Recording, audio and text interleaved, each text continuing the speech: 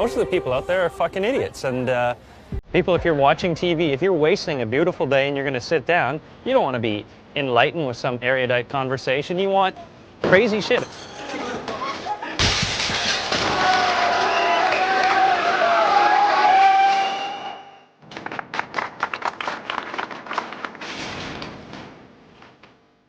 Jackass trumpets its stupidity.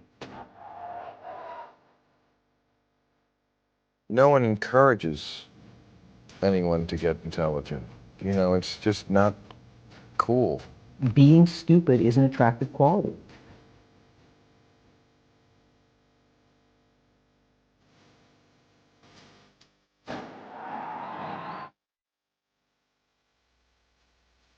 We don't accept anything on television that isn't, you know, the attention span is like 30 seconds, and it better be constantly amusing and titillating and sexual. And half the people out there are fucking retarded.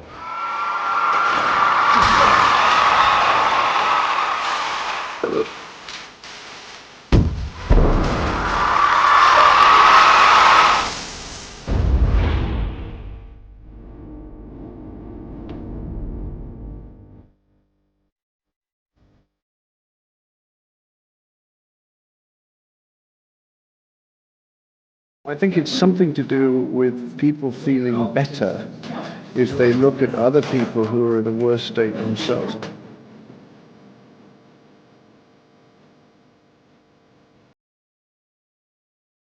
I feel that humans are the stupidest organism species in existence.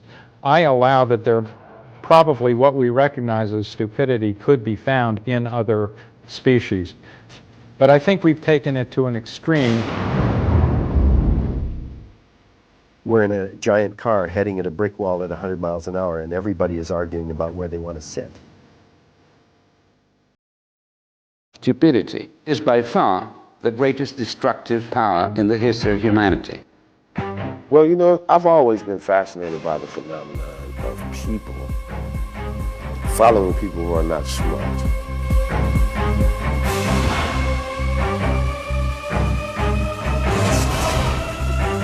This is W's world. Called the President of the United States a moron. A moron. Moron. Moron? He's not a moron at all.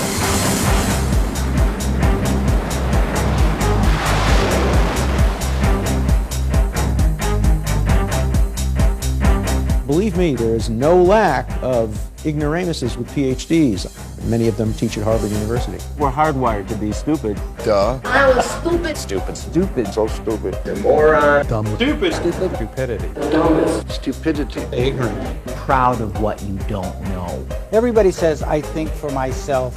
Nobody tells me what to think. And then when you interview 50 people who all say the same thing and all say they think for themselves and nobody tells them what to think, you realize all of these people are actually stupid. Einstein said that the universe and stupidity are infinite.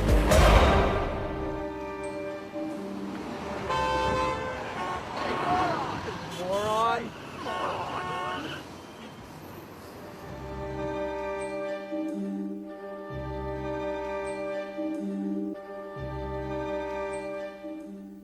How do you know stupidity when you see it? Well, it's actually fairly difficult to define because you could think, well, somebody could be doing something, you could say, well, that's stupid, when really it could be ignorant. Or somebody could be, I don't know, just going out of their mind, and you could say, well, that's not really stupid, now they're just crazy. And so it's really, it's hard to define. Stupid. I really don't know. I don't know about that because everybody made mistakes, nobody perfect. I can't really say what I think is stupid, because that'd be my opinion. Stupidity is not so cut and dry. For one can be educated and they can at the same time be stupid. It just can't be defined. I don't know. There really is no definition of stupid because something could be smart for somebody, but not, stupid for somebody else, Stupidity to me would be an inability to function in the reality of the world as a whole, Like, I wouldn't, oh shit. And so it's really, it's hard to define. You can't, I mean, I don't even know what the definition is, so I really can't say, I can't define it. People see stupidity everywhere. Everything is stupid. But few can define it. People call each other Idiot. Imbecile. but few know what the words actually mean. When it comes to stupidity, we're actually quite ignorant. So how do you make a movie about it? I'd had some personal experience. I'd done a lot of stupid things in my life. We'll keep your resume on file. Throughout my life, a lot of people had assumed I was stupid. In public school, I failed a grade. I was put into remedial English, and I even crapped my pants one of the first days of school. I thought my name might be Stupid! He says you're stupid! My brother is a fucking idiot, and I've had... I worked as a reporter. Welcome to UFO land. And as a 2-bit actor. I told you twice. Quit kicking me in the head. Strangely enough, my biggest success came when I played a moron. Eddie, you're going on a mission. Only one man is dumb enough.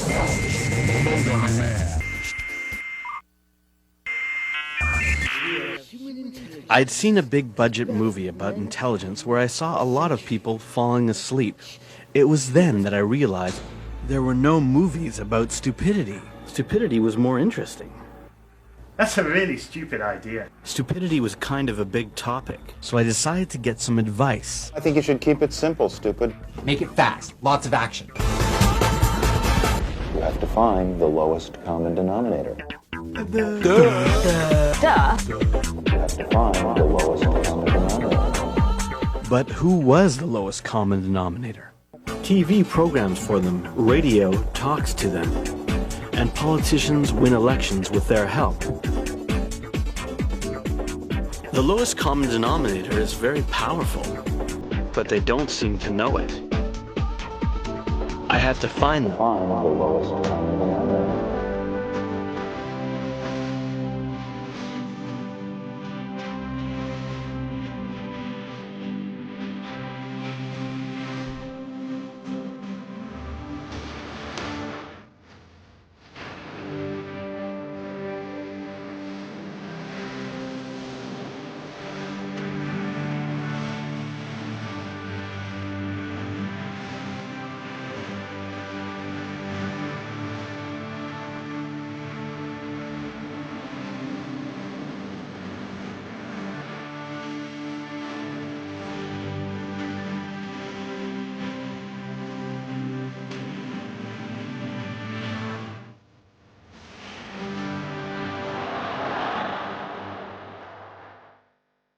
We live in a world that can make us more intelligent than ever. We have more books, more movies, more information than we could possibly use.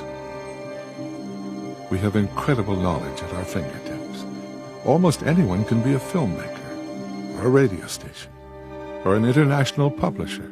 We have thousands of universities, tens of thousands of channels of TV, and millions of websites, and almost as much freedom as we want. We have more potential than ever. So how come so many of us would rather play dumb?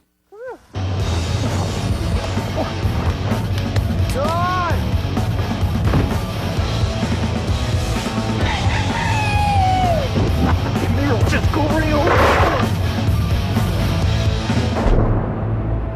It's an acronym for fucked up beyond all recognition. So, where does it come from? As far as I know, it's a war acronym for when they got to a situation and they had to quickly describe it. It's FUBAR.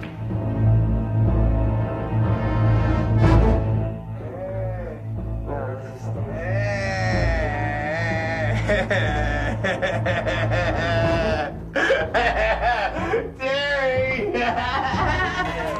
Right there, right. That's what I'm fucking talking about! That's what I'm talking about! It's Friday! And there is no Saturday if you do Friday right! Through history, you'll find lots of people playing parts just because that's where they've been. Like Marilyn Monroe, for example, played a really dumb, ditzy blonde, and she was actually quite intelligent as well. I think you just get into those why? Well, for me, it's like to play Terry. It's sort of like an outlet because you don't have to worry about sounding smart, and so you access the dumb part of your brain that you wish you could always be like that and not worry about what people think. They're playing "Running with the Devil." Van Halen in the other room there. Running with the devil. To my right nut, man. See you later, fella. I think it's like going down to the lowest common denominator at this point. I'd say because things are going so accelerated in terms of technology and in terms of our society is moving at such a rapid pace, and that people are, maxed out with like special effects, full on. Everything is full on and really quick, and so this is almost the opposite. Is the lowest common denominator FUBAR? No. They're just playing dumb.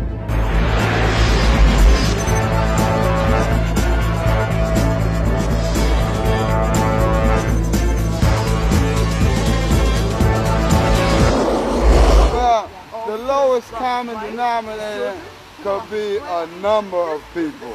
It could be the family man. What's a moron? A homeless person, I would have to say. Anybody that can't keep a job, anybody that has to rely on alcohol or drugs to keep going. What about an idiot? An idiot. Well, an idiot would be me. You're looking right at one. Anybody that really just is, I don't know, they don't really have a normal concept of thinking. Anything catches their eye. They don't really think straight or clear. My girlfriend, she's an idiot too. Is that right? She even admits it. The one man who embodies the lowest common denominator is Hollywood superstar Adam Sandler.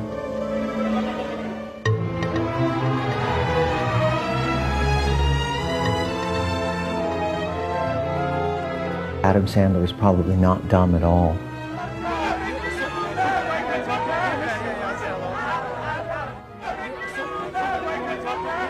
Well, I don't think anybody with that much savvy in terms of what his audience wants can possibly be dumb. What's up, everybody? How are you? Thank you. It's fine. Always goofy, no matter what. He'd been doing a very good job of concealing it until he made Punch Drunk Love, and then we realized, no, actually, this guy's a lot smarter than any of us really thought he was.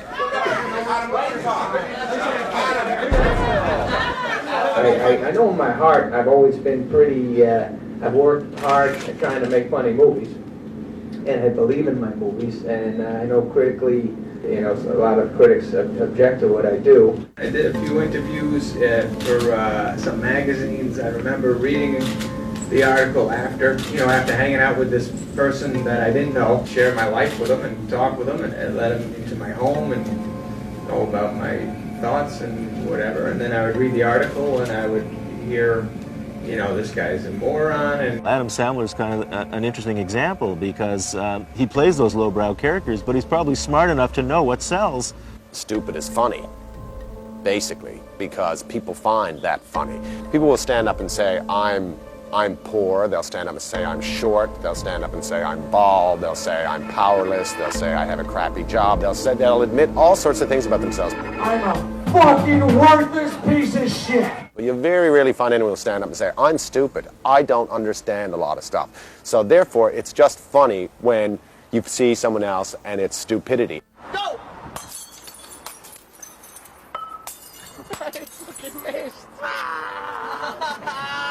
I don't say when we're working on a script, I want to play a big-hearted doofus right now. I usually say, I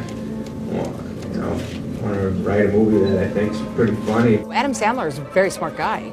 And so actually some of the stuff that he does is quite smart. It's just that we have to keep the smart level down here somewhere, Would a smart guy play dumb to get ahead? Always goofy no matter what.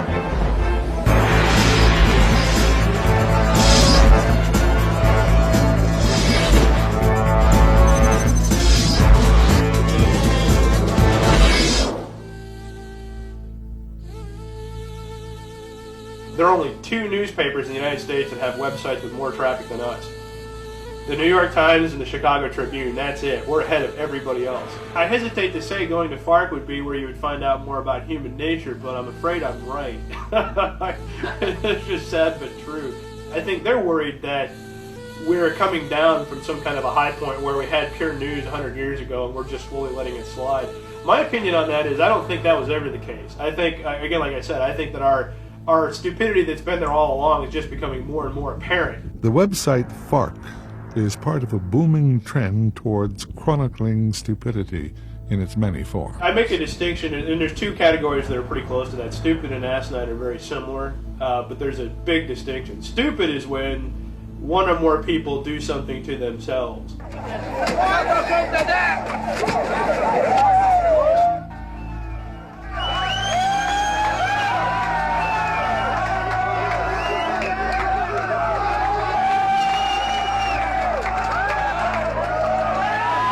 Asinine is when they do it to somebody who just is walking by.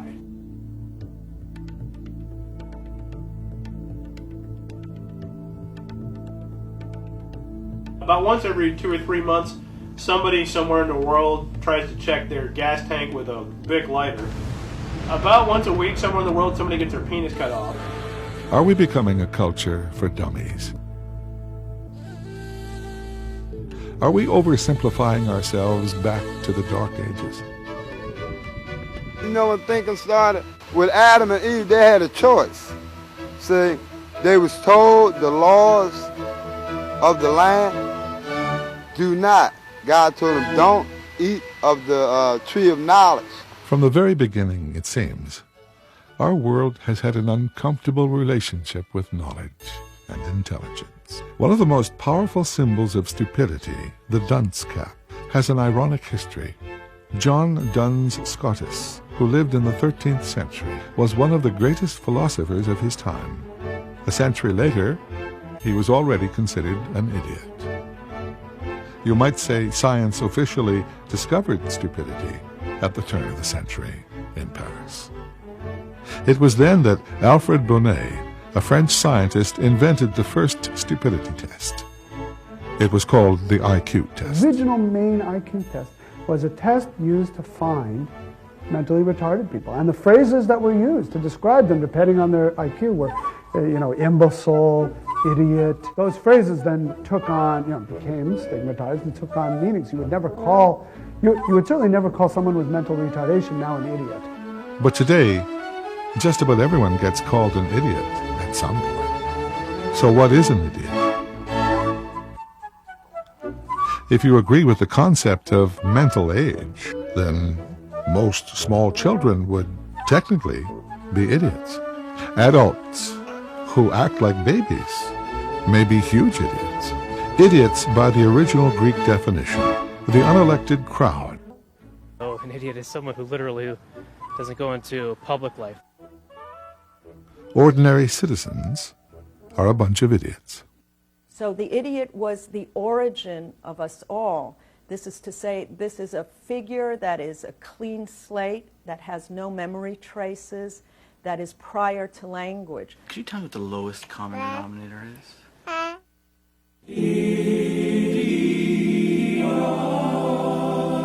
But Bonnet's IQ test also put the word imbecile on the map. An imbecile ranked just slightly higher than an idiot in IQ result. If your IQ was 0 to 25, you are an idiot.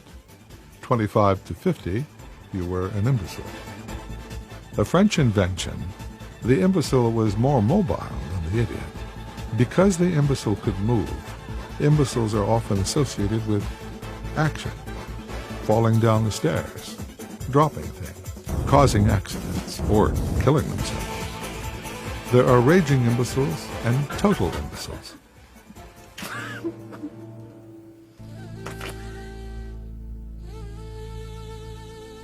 So the original IQ tests were actually developed to exclude people from school. It was testing people that they felt were too dumb.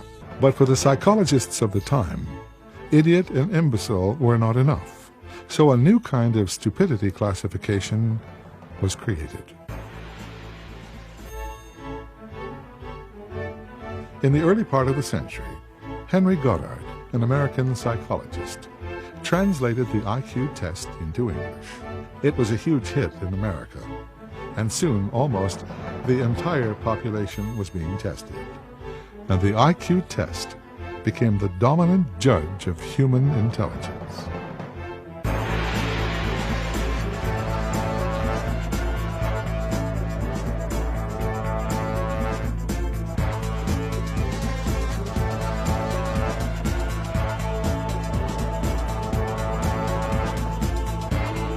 Evidence is mounting now that the IQ test doesn't measure emotional intelligence, street intelligence, gut instinct, general wisdom, sense of humor, and a lot of other things people use to navigate the world. In many cases, girls did better on IQ tests than boys. More sports questions were added, and the balance was redressed. Moron was invented in the town of Vineland, deep in southern New Jersey.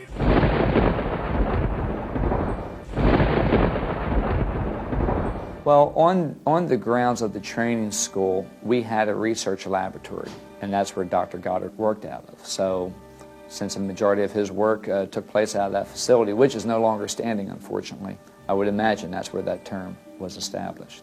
Just a matter of 100 yards or so from this facility. 1910. In 1910, Dr. Goddard proposed the term moron to identify higher-level individuals that were formerly labeled feeble-minded. In those days, children that were not very intelligent, put them in a closet, you put them in the attic, and they were abandoned. And he thought that he could train them. So he started giving them special attention, and he was so successful that he decided to enlarge the operation. In the old days, a moron was a person that had a low IQ, but might be a very nice person, might be very sensible, might be very reasonable, may be a very great person. But now, moron is derogatory. What are some of the big inventions that were developed here in Vineland that you know about? The big inventions? The biggest one was probably I have no clue. They invented the word moron here. I'm sorry? The word moron was invented here. No. Invented the word moron. Wow. No, I did not know that. It's surprising that we use that word a lot. Don't know that it comes from here, though. That word was invented here in Vineland. Well, I don't know that. Do you know that? Moron. What is moron? Man, that's cool. Moron. Yeah. You use that word? You never used that word? Nah. You never used the word? You never used the word? See, that's the white folks' word. Isn't that an interesting fact that the people in Vineland have very little concept of this? I think they should give everybody a day off, make it moron day. Everybody get a day off for work. You know what I mean? Like that. Moron day, but just make a note that people in Vineland are not morons, but we just celebrate that day because the word was made up in Vineland. How does it make you feel that Vineland is the home of the word moron, invented the word moron? Kind of stupid. I think they were trying to prove how heredity was the basis of intelligence. If your mother is stupid and your father is stupid, you're going to be stupid. It's one of these things. Goddard believed stupidity was genetic. Stupid parents would have stupid children. Goddard believed that America was being quietly flooded with morons, imbeciles, and idiots. On Ellis Island, Goddard personally IQ tested immigrants. And millions of these people were coming in every year. So the pressure is on the sociologists of those days to come up with something where they could say, yeah, this guy is okay. I mean, he does have a brain. Thousands of immigrants, many who didn't speak English, were labeled morons and deported. Later, Goddard is said to have regretted publishing his books about genetic stupidity. Although he later recanted his theories, Goddard's books were translated into German, where they inspired, among others, the Nazis. Morons were some of the first Germans sent to the gas chamber.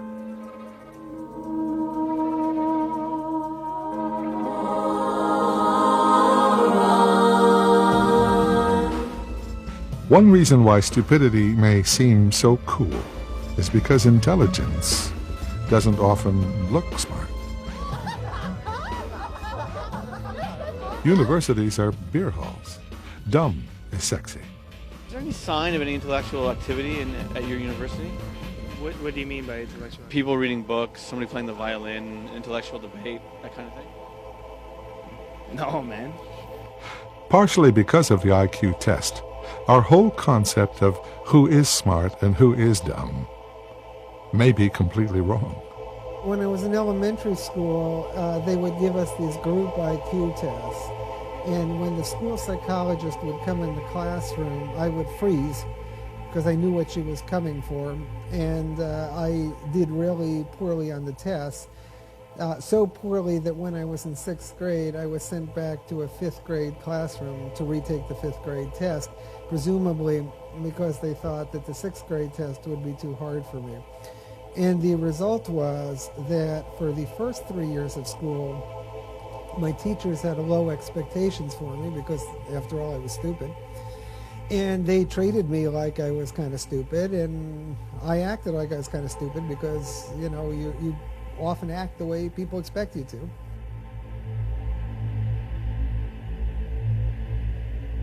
This is part of a more general trend in psychology, I think, historically, where we've been very deficit-focused. We focus on what's wrong with people, whether it's what makes them stupid or what makes them have sad moods or what makes them have delusions and hallucinations or what makes them violent. We don't focus much attention on what makes people happy, what makes people live a rich life, what makes people have great relationships, what makes people peace-loving. What's the point in going to school if the world doesn't want you to be smart? In fact, that's a lot of what education is about from the very beginning. It's to make you passive and obedient and not to raise too many problems and so on. So yeah, there are efforts to control people and make them more stupid. But really, it's just a very narrow slice of what it means to be smart that happens to be a good predictor of how people will do in school and other scholastic settings. But there are many other ways to be smart in this world. With the popularity of the IQ test, science clearly identified the dumb. But what about people with high IQs?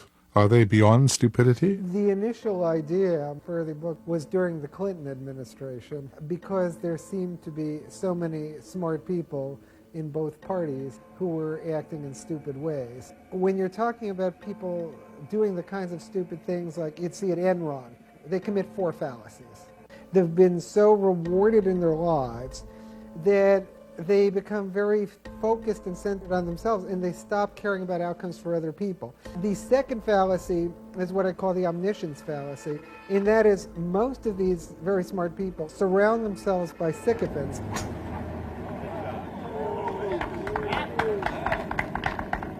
They start to think they know everything. So part of wisdom is knowing what you don't know. These people, instead of becoming wise, become foolish. The third fallacy is what I call the omnipotence fallacy. They start to think they're all powerful, and they start acting as though they can do anything they want.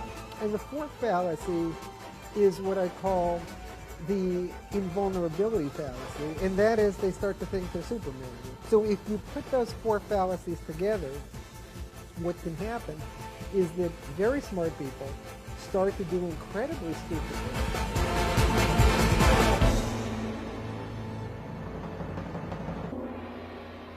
I'm going to say this again.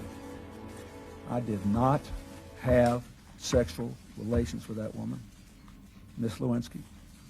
I never told anybody to lie, not a single time, never. All of these people, by any standard, would have done very well on IQ tests, SATs. Why didn't I just stay overnight?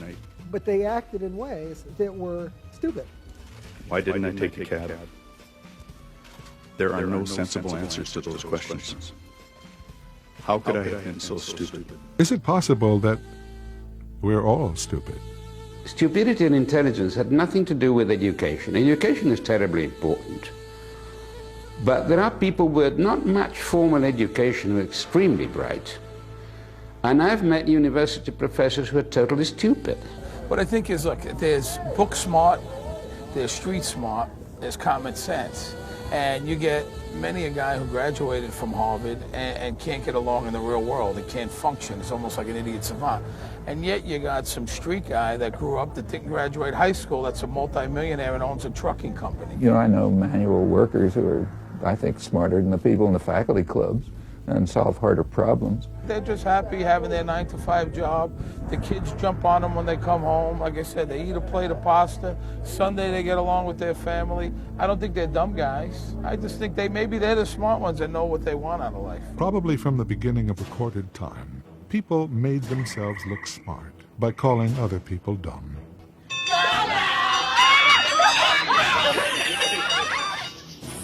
But few things make us feel smarter than distancing ourselves from cavemen. In urban human circles, a monobrow immediately denotes lower intelligence. What was it like to wear those kind of eyebrows? It was like, I don't understand the question. You stick them in and you go to work. I guess, how did it make you feel? Did you feel more intelligent or less intelligent? No, it didn't make me feel more intelligent. It made me feel more hairy.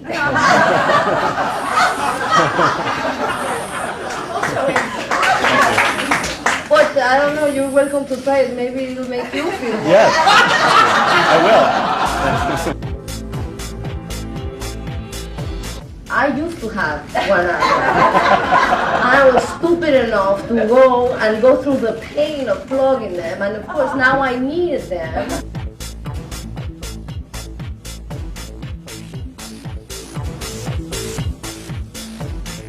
The rise of the internet heralded a grand new age of new media, new technology, and new intelligence.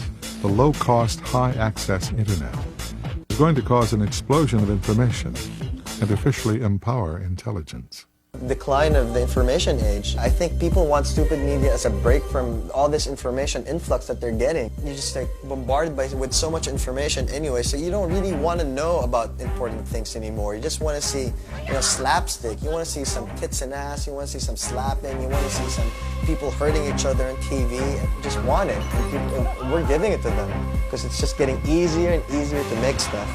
And it's also, on the other end of it, is that there's just so many avenues for immediate release of information. And when you're all about immediacy, you run out of things to say. And when you run out of things to say, you just say the stupidest things. Is the internet a virtual lowest common denominator? If our culture is hooked on stupidity, and if stupidity can be dangerous, should we be worried that there is hardly any research on this subject? Surprisingly, there are few books. All the academic texts ever written on the subject could barely fill half a shelf. Up until now, there's been almost no study by serious academicians on stupidity. Most of the books that have been written, and there are only about 7 or 8, are really anecdotal books. They just really give you a whole string of examples of stupid behavior. And they're interesting books, they're amusing, they're fun to read. But everybody knows there's a lot of stupidity. That's nothing new. And when you read all those books, you don't come out really having learned anything other than they're more stupid people than you realize. I've never found anyone who had a decent definition of intelligence or stupidity. We don't really know what it is, but it's there. We're scared of it. I mean, is there any systematic study of stupidity, or has there ever been? Not that I know of. Well, I had a great deal of trouble getting the book published because publishers just wouldn't touch it. 20 years ago, stupidity was an absolute taboo topic. It just was not popular at all. I liken it to diarrhea today. Nobody wants to talk about it. It's something you have to live with, but nobody would analyze it or have anything to do with it. The other thing is that it's scary, because we are all a little bit stupid, and we don't particularly want to admit it. According to Marx already, stupidity was third in terms of world historical determining forces. First, as we of course know, there was capital that determined world events and world history. Then there was violence, and stupidity comes in third as being absolutely crucial and determinant in the shaping and contouring of world events. You don't see too many books on the serious psychology bookshelves that have to do with stupidity. And I think part of the problem is anytime you study something negative, it gets stigmatized. And somehow people worry about kind of a contagion.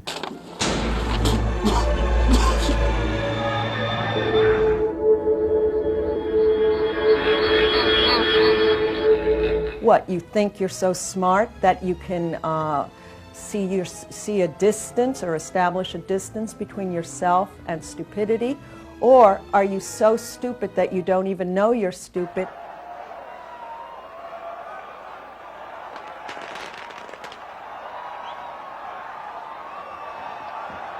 I've always felt that people will choose to be stupid, a little bit stupid at least, out of fear.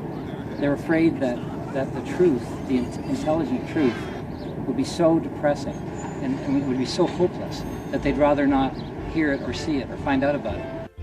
It's a lot easier to be stupid in the U.S. than it is to be smart and stand up and be accused of not being for freedom, not being patriotic, and not feeling sorry for the victims of September 11th. As long as we don't know what stupidity is, how can we know what knowledge is? We are very stupid. Einstein said that the universe and stupidity are infinite, but he's not so sure about, he says, Einstein says that the universe and stupidity are limited, but he's not so sure about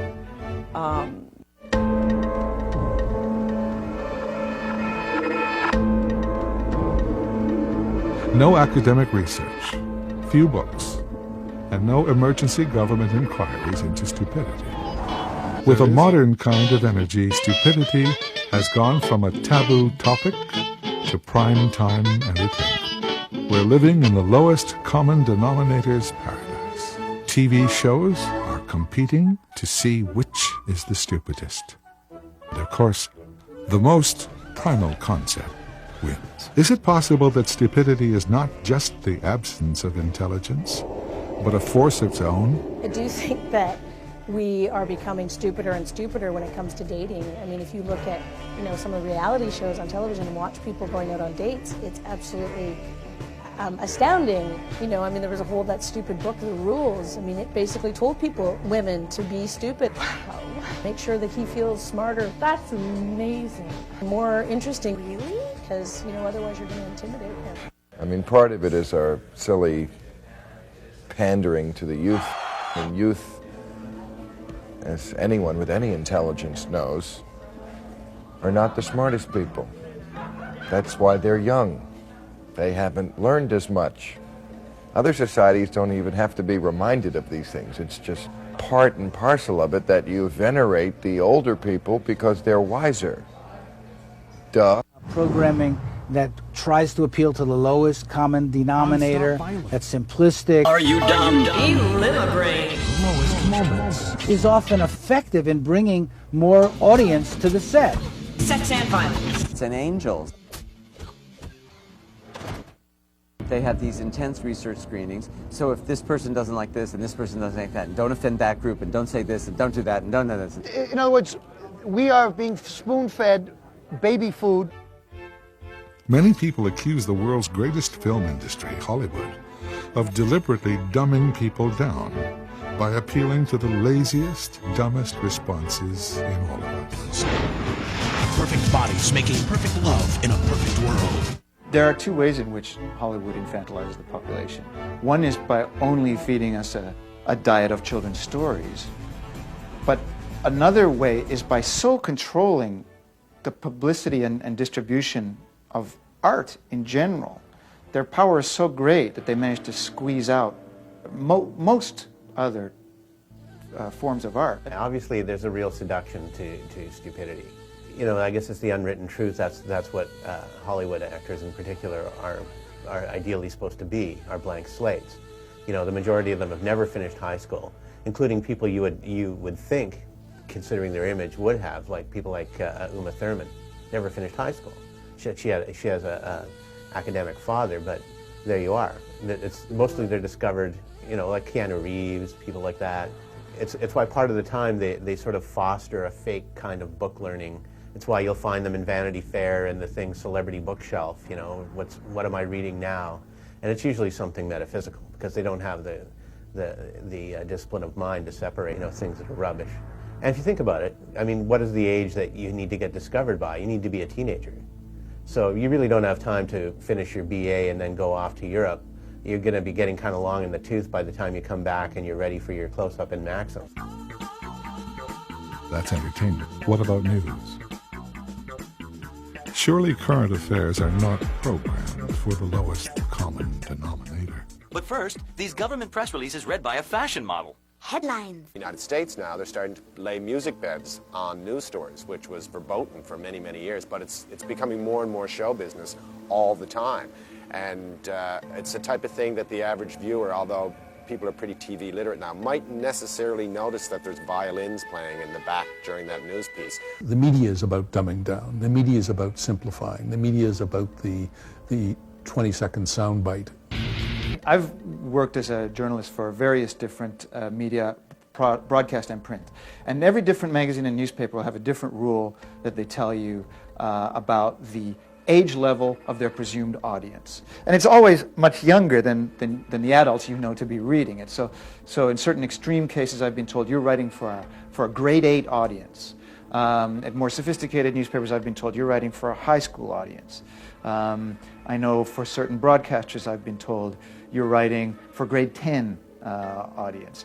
They're terrified of alienating viewers or listeners, and they know that if there are too many words people don't understand, they're going to flip to something easier. The most successful program format on cable television in America is what? Wrestling.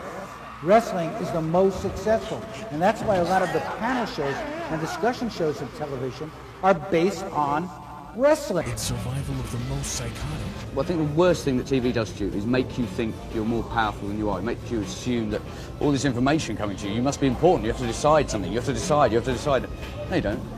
The big lie is the world's a more increasingly complex place. The world's increasingly complex.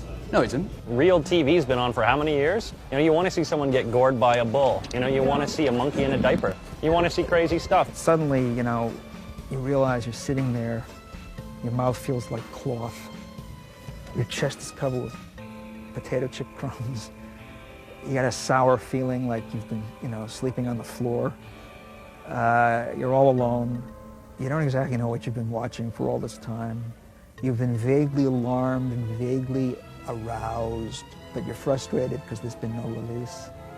That's a really crummy feeling.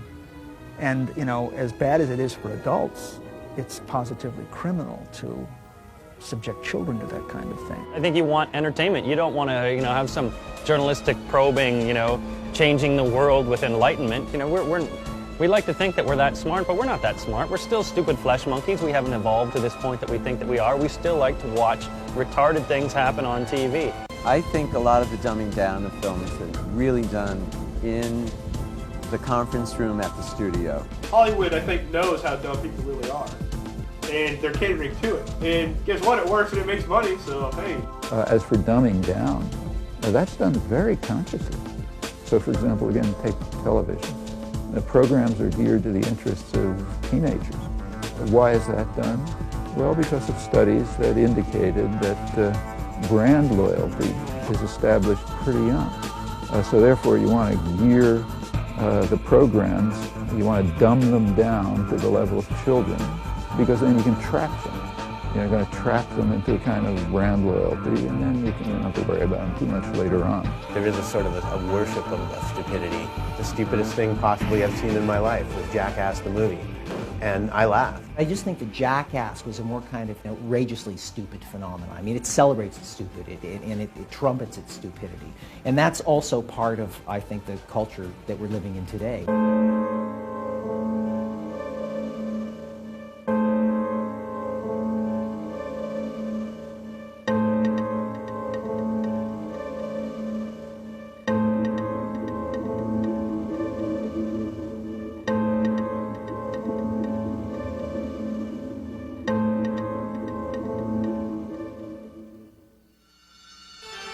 One of the few theories of stupidity to emerge in recent times is the relationship between stupidity and belief systems.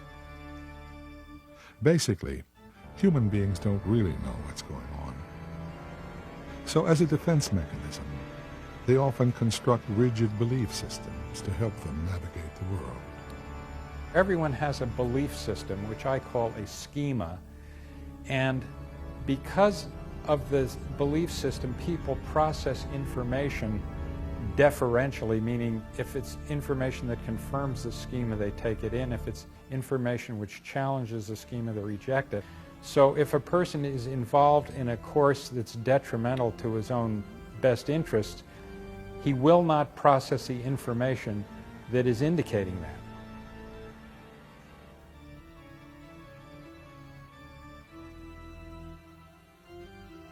If you have a belief system which purports to explain the way the universe works, and it keeps you from getting a better belief system, then in that sense, religions can be very stupid. They know what God wants. They know what Allah wants. Christians know what the Lord is telling them to do. Orthodox Jews know everything too. The idea that we have the right answer. According to the left, the right is stupid. According to the right, the left is stupid Communist morons! and lacks common sense, which may explain why politics itself so often seems stupid. Because they feel so self-righteous, they insist on imposing their values on the rest of us.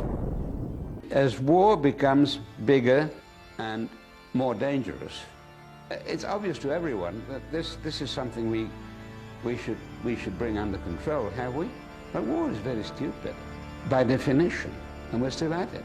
We haven't been able, as a community, to get rid of it. Isn't that very, very, very stupid? We know we should. Could the leader of the free world be the lowest common denominator? I intend to find the killers wherever they may hide and run them down.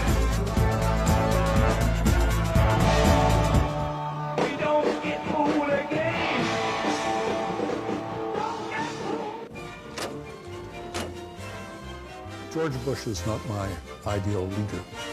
I think he's about as dumb as any politician the United States has had, with the possible exception of Ronald Reagan. I mean, really, think about the United States, okay? Here we are. We're a country that's one of the founding fathers discovered electricity. Great inventors, you know, scientists. Look what we've devolved to. A guy who's proud that you know, he was the king of the keggers. President Bush actually gave a talk at the commencement at Yale this past year where he said to the C students, you too can be president of the United States. He's proud of it. He wears it right on his sleeve. Stands up and says, yeah, I was a C student. I was just a big party boy. Let me say something about Bush and Bushisms. You know, one of the things I was always struck by talking to him was at the same time as he would stumble over the simplest things, he had a kind of depth of language in other ways. He calls the people of Pakistan's Pakis. I don't think there was ever a moment where it was normal to elect intellectuals to public office. But intelligence has never seemed to be a requirement. We have a president who prides himself on his bluntness. He, therefore, exults in certain propositions. This will be a monumental struggle of good versus evil. That don't add up. They don't make sense, but they sound firm. And it's a struggle between good and it's a struggle between evil. The media will not raise any of the rational questions that real journalists would raise for a rational population of citizens of a democracy.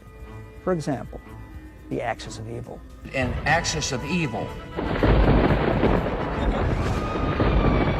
Bush used that phrase against the wishes of many of the people around him. He liked it, liked the sound of it. He may not know what the actual axis was back in World War II. The evidence suggests that he doesn't know. It doesn't matter. He liked the sound of it. Three nations, evil, all working together, fine. The mind of the successful politician is a lot more like the mind of the successful artist than it is like the mind of the successful intellectual. It's a job of seeing new patterns and new possibilities, not of analyzing words and data. But I'm committed to reducing the amount of nuclear weaponry.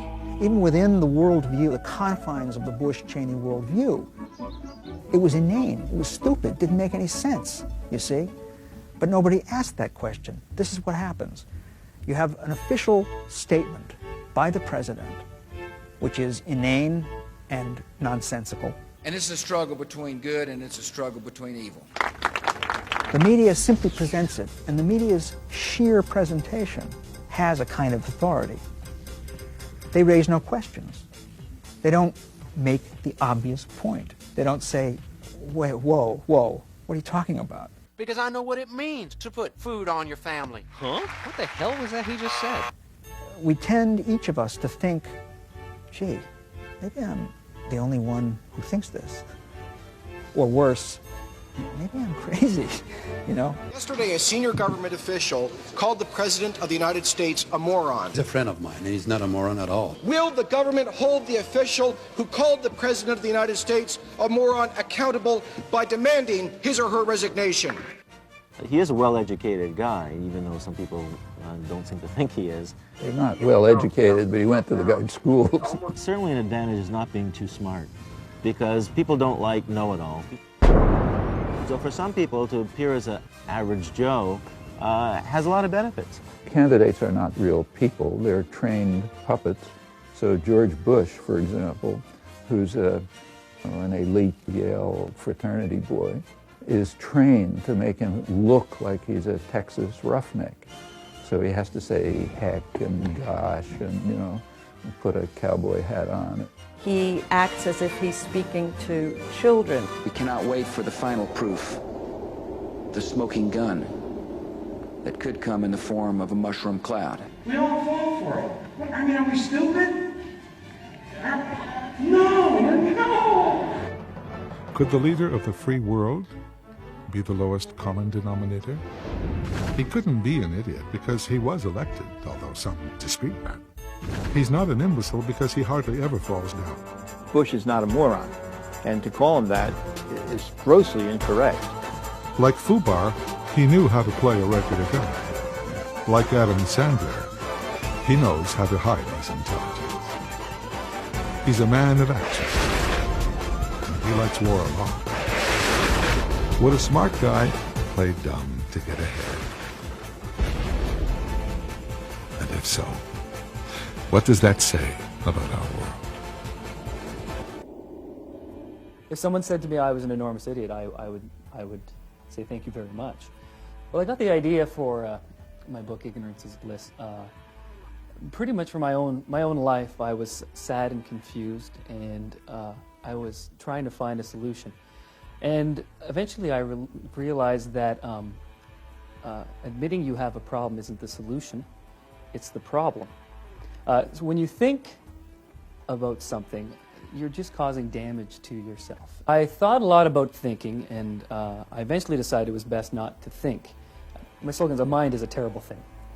Unfortunately, since we came down from the trees, the society forces you to think at a very young age, so you have to instill a willful stupidity, which is ignorance. If you saw a herd of cows, people think cows are stupid, I think it's generally agreed.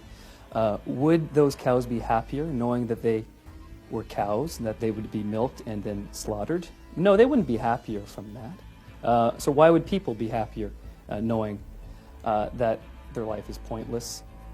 It's actually thinking that's caused all the damage. You don't see fish burning coal, for example, or creating missiles. Fish swim and they do it well. But it's actually, I think, intelligence that has gotten people into trouble. And we'd all be a lot better off if we just stopped doing that. You have to retrain yourself to stop thinking, to stop wondering. And my book, of course, has a 7-step program to relieve you of thinking. And not only just thinking, emotions as well. You could be back to being a true idiot within a week. Stop thinking is the first step in my program. It's probably the simplest and the most important. Because if you want to become stupid and ignorant, the first thing you have to do is stop thoughts from entering your brain. You're drunk and you drive a car and you have an accident. The natural inclination is to blame yourself for this when it's not your fault. And when you blame yourself, then you start thinking again. So you have to stop that. Instead, you shift the blame to things like the bar, forcing you to drink, car companies for creating cars that can damage telephone poles, and especially the telephone companies for putting telephone poles in the road which you could run into. Once you let go of emotions and you stop thinking, then you have to stop feeling things like love. If you build walls, they will be stuck outside forever. Most people think that challenge is good, but challenge is bad. When children are told that they can be anything they want to be, it's just a lifetime of tragedy. They're told that they can be smart, that they can be handsome or pretty. If you go to a shopping mall and look at the children, most of them are stupid and ugly. The most important thing to do about denying is to deny to yourself that you have denied. It's a very hard mental state to be in. So once you deny something because you have to protect yourself, then you have to quickly forget that you ever denied anything. If you do manage to reach that moment of pure stupidity, you will actually never know it.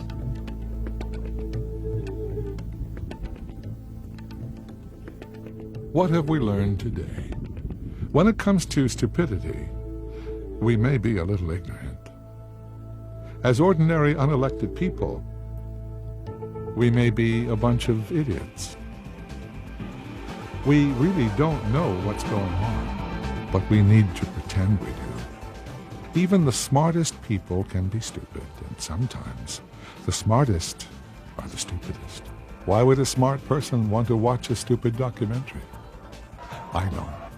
Because some people who think they're smart are probably stupid, and some people who act stupid are probably smarter than they appear. With so much blatant stupidity in the world, why has there never been an intelligent investigation? I'll tell you. I don't know.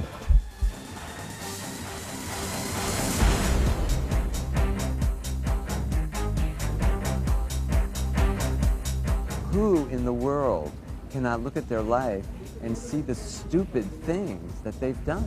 We tend to think that we're so much more evolved than we actually are, but we're not, you know? Darwin, I'm sure, still tried to convince Mrs. Darwin to have bum sex. I've done stupid things. I'm sure you've done stupid things. We're really terrified of people discovering that we're stupid. So I just admit it. And you suddenly realize how stupid you really are too often.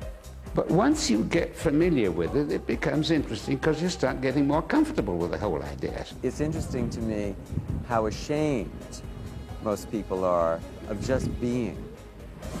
Just being. I shouldn't be falling into despair just because I'm stupid. Well, aren't we all?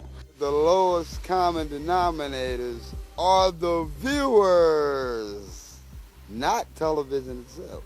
First you have to, I think, as a person, just knock it off with yourself and admit what a doofus you are. Doofus at all. I was stupid. I'm stupid. Stupid. So stupid. A moron. Dumb. Stupid. Stunned. Stupid. Stupidity. That's dumb right there. Duh. Dumb. Stupid. Stupidity.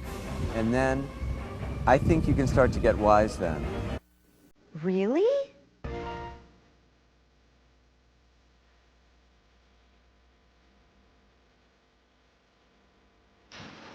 We got blankets, right? Got to shake the snow off. Cardboard sucks the water up.